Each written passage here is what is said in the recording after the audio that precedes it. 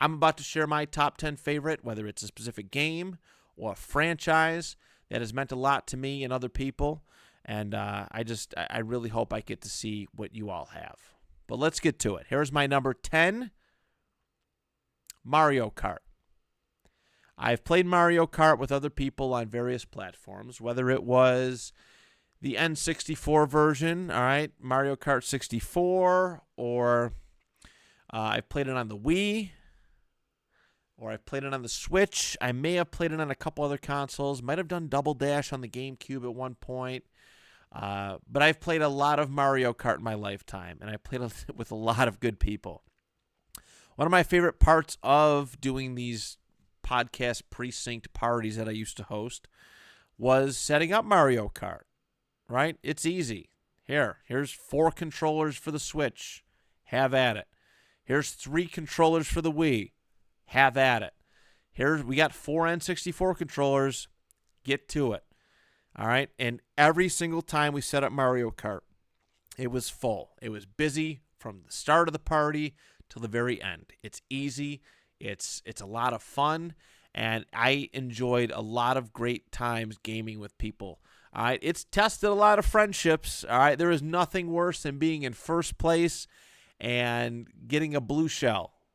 All right, and going all the way back to last place. That's the fun aspect of it. There's also like the party game, like the party game. Part of playing Mario Kart. The drinking game where you have to finish a beer before you complete the race. Everybody does it a little bit differently, but that's part of the fun. It's a great party game. I think it's fun. I've done it a few times in my life. But yeah, Mario Kart. It's a strong together couch, same room kind of game. I got to figure out a better way to label this because it's not exactly couch co-op, but cooperative game, I guess. I don't know. Anyways, moving on. My number 9. I have a very, very fond memory of playing this specific game.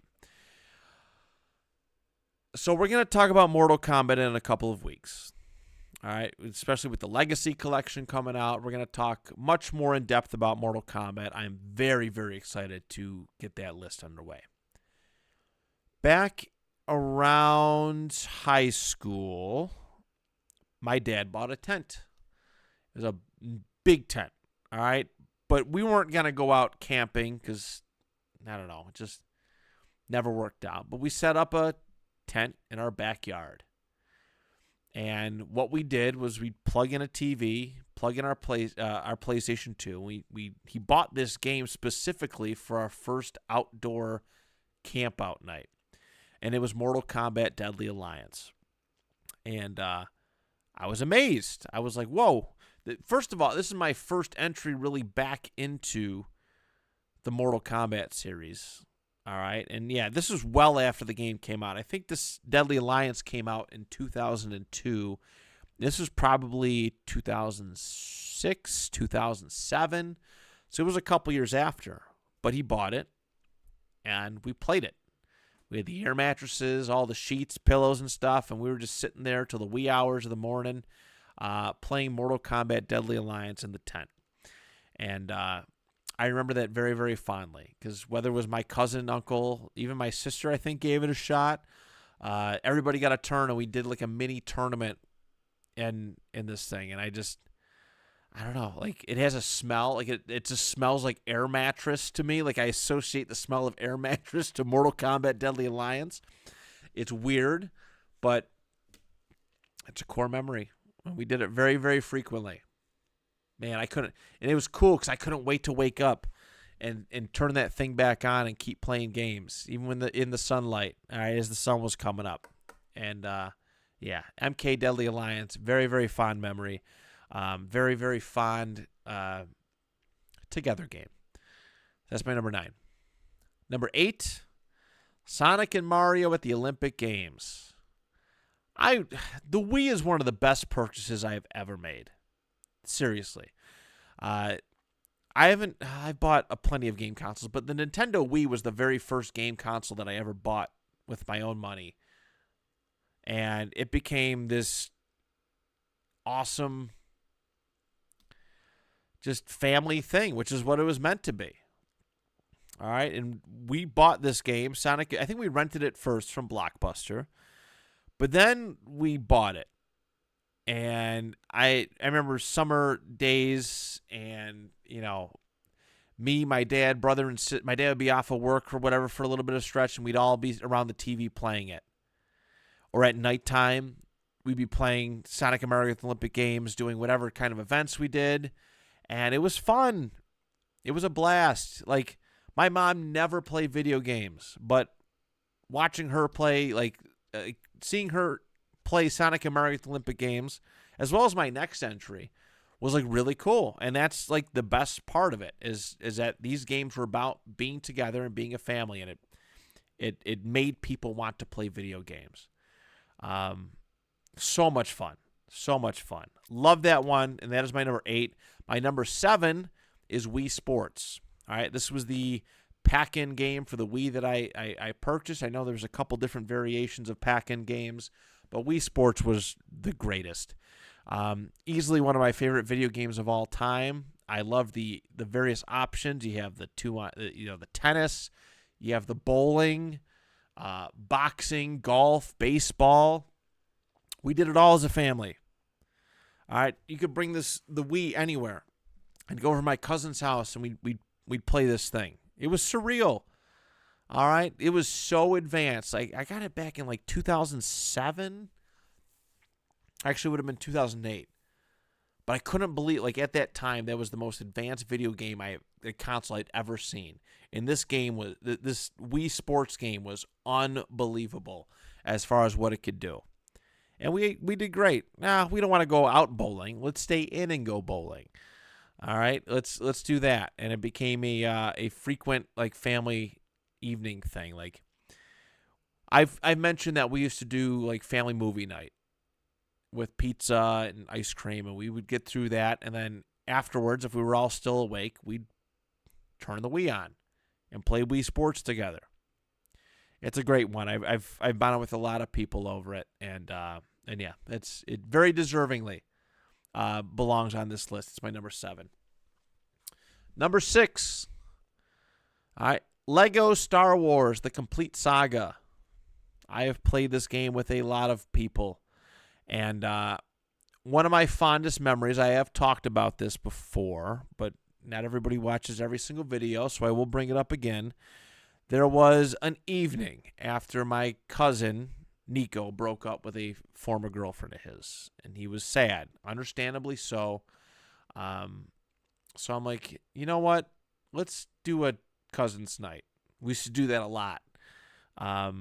We went and got Mighty Taco, and then we went and purchased Lego Star Wars: The Complete Saga. And we stayed up a long time and played this game. And it was fun. We got through quite a bit. And it's like the thing I love about the Lego games. I mean, there was a couple other Lego games that I could have probably put in here, but Star Wars stands out the most. But they're so easy. There's like, it's not a complicated game to play. There's minimal stress. It's like Minecraft, but with action. All right, there's literally no pressure at all. You just kind of go about, you look for stuff, and you have a good time. And not only with my cousin Nico, this game stands out, but times with my brother and my dad and other people. Sometimes we'd pop it in at the video game nights, and we'd play together. And obviously, again, if everything went according to plan, myself and Mr. Moranto talked about this game this past Wednesday. So, my number 6, Lego Star Wars: The Complete Saga. Number 5, another great one that I've talked about plenty of times. It is the Fantastic Four game for the PlayStation 1. I'll retell this one again, too. So, it was after my sister's birthday. She had a birthday at a bowling alley. I forget where. Might have been Grand Island or somewhere in Lewiston. Here, but afterwards we all went over my cousin Nico's, cousin Nico, Uncle Rich, Aunt Lisa, Teresa's house, and we sat in the living room. Brought our multi-tap over, all plugged in we brought our controllers over, plugged in 4, And me, my dad, Uncle Rich, and Nico played a Fantastic Four game until we just lost. And we went pretty far. And if we had only played this game once together, it would have been like, eh. But we played this game so many times together where it became a habit that we were going to get together and try and beat this thing. And there was one time we got so close to the end and we just could not figure it out. It was literally right before you faced Dr. Doom. But the difficulty of this game and the length of this game made like those moments so much more special. Like that fight, that cohesion, right? 4-player side-scrolling beat-em-up, which this basically was, but was just three-dimensional, you didn't get that too often. And in this case, we were working as a team trying to get to the end of the game, and we spent so much time trying to beat this. I would love if the 4 of us got together and tried it one more time. I would. It's not like overall it's not a great game, but like the music is wild and wacky, but I would love for the 4 of us 20 plus years after we attempted this the first time to try and do it together again. I think that would be like a bucket list video game idea, is for the 4 of us to do that. So the Fantastic Four for the PS1, that is my number 5. Number 4, Star Wars Battlefront. The entire series, not just a specific game, even though I do have fond memories with the original Star Wars Battlefront 2. The original Battlefront, the new Battlefront 2 on the PlayStation 4, I've bonded with some great friends over. I mean, they're tremendous games. They were very advanced for that time. And, I mean, it's Star Wars. It's everybody kind of loves it, but then you add this war kind of Call of Duty, Medal of Honor aspect to it, focusing on some really fun stuff, and you get to go to different planets, and you get different heroes and villains, and it made for a lot of good times. You know, I discovered this game through my cousin Nico. He had the original Battlefront, and I was so jealous when I seen this thing. I think it was I was going into the 8th, was it 8th grade? Yeah, I think I was going into the 8th grade. Maybe it was 10th. No, it was 8th. When I went over his house and he had this game, I was like, whoa, I get to play as the battle droids and all that stuff. It was amazing to have a Star Wars game where you're not just the Jedi and you get to hop in vehicles and all sorts of stuff. That was like a dream come true. And that game has forever changed my life. I have played the newer version, actually all the versions that I've loved with my good friend Brian plenty of times over. And that's a nice bond thing that we have. Every time I go over his house, we try to break it out, and we go a few rounds, and it's great. So Star Wars Battlefront, that's my number 4. Number 3, Crash Bandicoot was like my guy back in the day. Nintendo had their Super Mario, Sega had their Sonic, and I had PlayStation and Crash. But this is kind of a tie, but I'm going to go like Crash Team Racing meant way more to me as a kid than Mario Kart ever did. All right, Mario Kart overall is really cool, like over my lifetime, but I spent way more time playing Crash Team Racing with people, especially when I was younger. And not only just Crash Team Racing, but the Mario Party ripoff that Crash had, Crash Bash. A lot of, hey, come on over, let's do this, let's play that. And we did that a lot. And it was sweet, man. It was sweet. I miss peak Crash time, like Crash Bandicoot time. And that was like the mid to late 90s and early 2000s. And, yeah, CTR was awesome. And Crash Bash was surprisingly cool. I loved all the different mini games that they had. There was the riding the polar bears, or the tank stuff, or the one where you're shooting like the pinballs and you're trying to score goals on each other. There was a lot of fun mini games in that. So yeah, Crash Team Racing / Crash Bash. That ties for number 3. My number 2 All right, this is the de facto number 2. But it's wrestling games in general. I have spent so many hours and spent so much time with so many different people playing wrestling games over the years. It's easy top 2. All right, going all the way back. WWF Royal Rumble for the Sega Genesis. It was my first taste of professional wrestling. And me and my dad would play that game quite often. I loved the music. I loved the wrestlers in it. I became very, very attached to each and every single one of them. We played that a lot. We did. And we had a lot of fun. Then you go on to the PlayStation era. And there was the WCW NWO Thunder. And I think they had a Nitro game.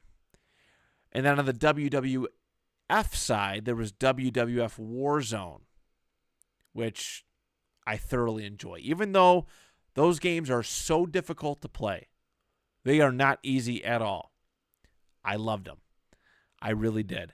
And then I got out of wrestling. Like, I fell out, and then I go to the PlayStation 2 era. SmackDown, just bring it. Here Comes the Pain. SmackDown versus Raw. And eventually I got to go back in time and play those great N64 games like No Mercy and WrestleMania 2000 and WCW NWO Revenge. All that stuff. All right, the multiplayer aspect of it was what made it so special. Plug it in the multi-tap. We're going to do a 6-man elimination chamber match, and here comes the pain. Or even like me and my dad used to go head-to-head. I forget which one had it, but they had the GM mode, like the OG GM mode for SmackDown versus Raw.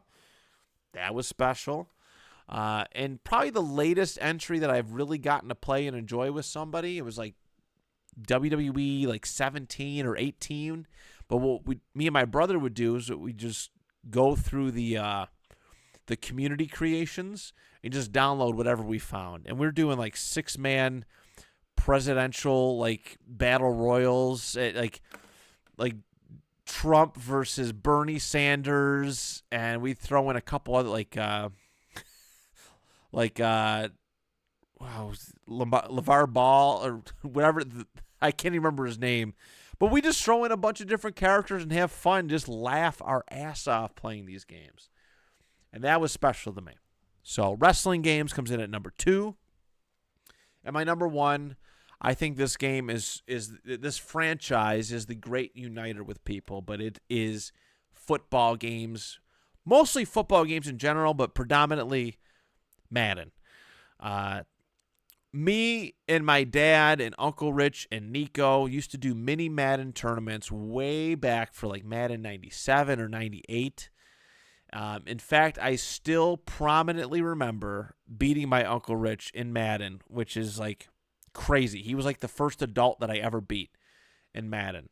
And that was in the late 90s. And then my dad used to just curb stomp me all the time. And then I remember for Madden 17, I finally got him. Like, he used to beat the piss out of me every single time. And then I finally started understanding football, and it was like this triumphant moment. All right, it was like, I'm trying to think of, it was like watching the Colts beat the Patriots in the 2006 AFC Championship game. Just, it finally happened when it counted. But we played it all the time. We played it ahead of Super Bowls, and we played it ahead of like Thanksgiving. Like, we just play all day. I play with my brother-in-law Ricky quite often. And not only like just them, but like so many friends. All right, my friend Brian, he's beaten me up quite a bit. My friend Brandon, aka Coconut Jones. We did a Madden night for my birthday in 2022, and we had fun. We did a mini tournament. My brother, obviously, eventually when he started becoming a big football fan, like that was a part of it. I'm trying to think of other people that I've played Madden against. It's a lot. It's probably a few dozen, to be perfectly honest with you. But it's just fun. If you love football, it's like a rite of passage that you play this game. It just goes hand in hand with being a football fan, I guess. So yeah, there it is, everybody. That's the list.